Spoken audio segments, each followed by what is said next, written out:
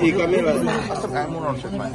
Tunashukuru kwamba tumezungumza yote ambayo yalikuwa ni ya muhimu na tumewasilisha kwa Mheshimiwa Waziri na timu yake.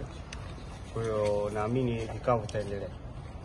Labda kubwa ni lipi ambalo mmejadiliwa? Mara ya kwanza wakati unaingia ulisema haujajua agenda. Labda agenda imekuwa nini? Maendeleo ya soka Tanzania. Halihusiani na mchezo namba 184 dhidi ya Yanga? Maendeleo ya soka Tanzania.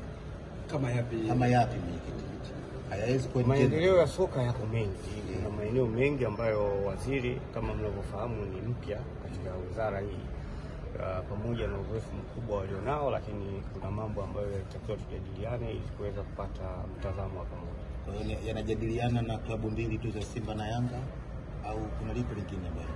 Sasa hiyo inabidi umuulize yeye kwa nini mwaita Simba na Yanga. Lakini sisi tumekuja kuwakilisha Simba.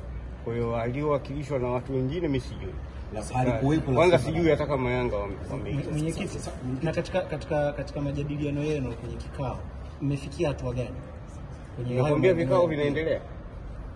Leo tumeanza kikao cha awali, tutafanya tena kikao wakati mwingine. Sawa, mwenyekiti, wakati Young Africans wanatoka walisema miongoni mwa kitu jadiliwa ilikuwa ni mchezo wenu wa Yanga na Simba.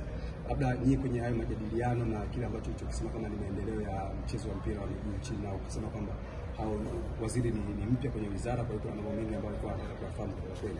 Akijadiliwe kwa kitu kwa sababu wao wamesema tunajadiliwa. Kikao chetu sisi hakihusiani na chao. Kama ingekuwa kinahusiana ina maana tungekaa pamoja. Kwa hiyo siwezi kujibia jambo ambalo sikulishuhudia. Wao walipokutana na waziri wanajua waliozungumza nayo, na kama wameeleza hivyo ni sawa. Lakini sisi tunachosema hayo ambayo nimewaeleza ndio ambayo tulijadiliana. Kwa hiyo hili alikujadiliwa la mechi ya Yanga na Simba namba 184? Hapana. Labda kuna mwanga wa maendeleo ya soka unayoona?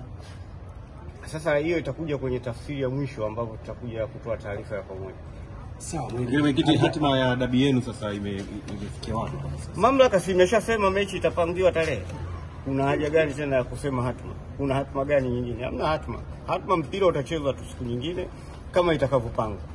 Wao wanashikilia kanuni, lakini kanuni hiyo inaipa mamlaka bodi ya ligi kubadilisha mchezo muda wote pale ambapo wanaona inafaa. Sasa uwezo ukachukua sifa ya tembo ukachagua kwa kujitaja sikio au mguu peke yake. Ukitaja tembo inabidi umchukue wote.